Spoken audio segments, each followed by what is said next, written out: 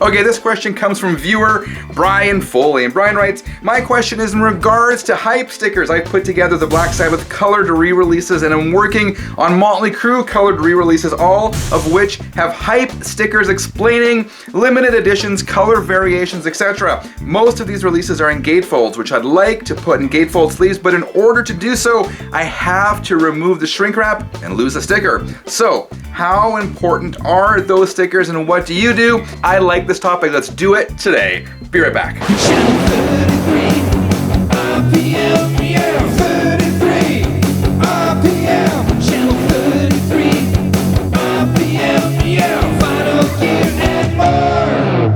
Hi, my name is Frank. Welcome to Sundays on channel 33 RPM. I like this topic. This is a great question because there are so many different opinions about what to do with hype stickers. Hype stickers are the stickers that appear on album jackets promoting the record. They can include song titles. They can hype the fact that a release is on colored vinyl, as we heard, or that it's on 180 gram vinyl. Really, hype stickers can include any information that can help sell a product. Let's dive deeper into this topic.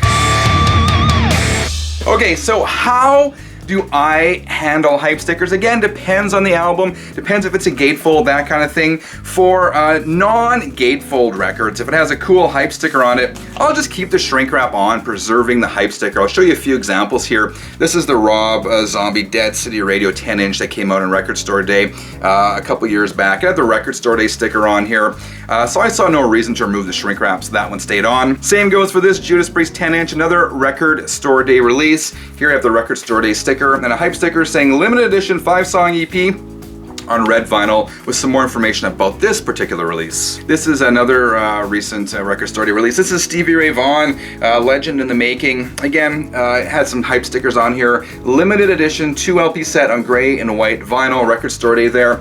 And this one, of course, was not on a gatefold. It's a single sleeve with 2 records inside. So I felt I had no reason to remove the shrink wrap on this one. Okay, now, I do know some people say that, well, you shouldn't leave the shrink on because that could cause the record to warp over time.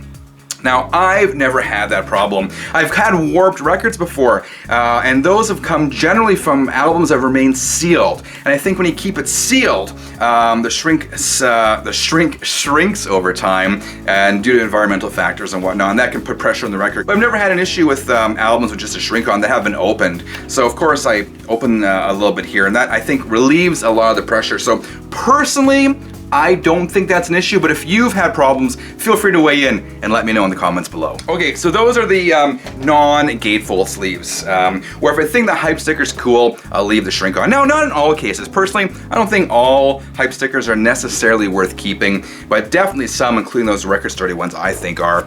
Limited edition records, as the viewer mentioned, as Brian mentioned, that kind of stuff. But gatefolds are a bit of a different story. Here's an example of one. This is Anthrax Anthems, which is originally released in Europe, again as a Record Store Day exclusive or first release, that kind of thing. And it was on a gatefold and it had the hype sticker here. But again, I wanted to see what the gatefold looked like. And this goes back to Brian's question off the top. What do you do in those sorts of cases? Again, I know there's lots of different opinions, but this is what I do. I take the shrink off and I remove the hype sticker and I kind of just store it right inside the record sleeve. So this is the one that was included on this record. There you see the sticker. Limited edition 10-inch EP and gatefold sleeve. Record Store Day, nuclearblast.de. I gotta tell you, I'm not always faithful to this technique. There have been lots of times where I've had a record that's in the gatefold and I've removed the hype sticker, cut it out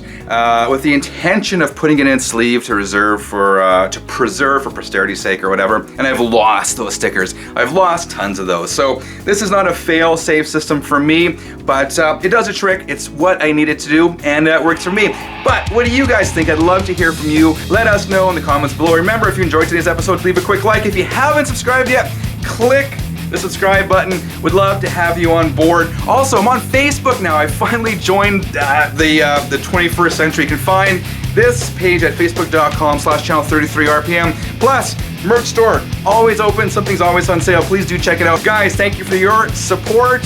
Have a fantastic week. Until next time, keep on spinning.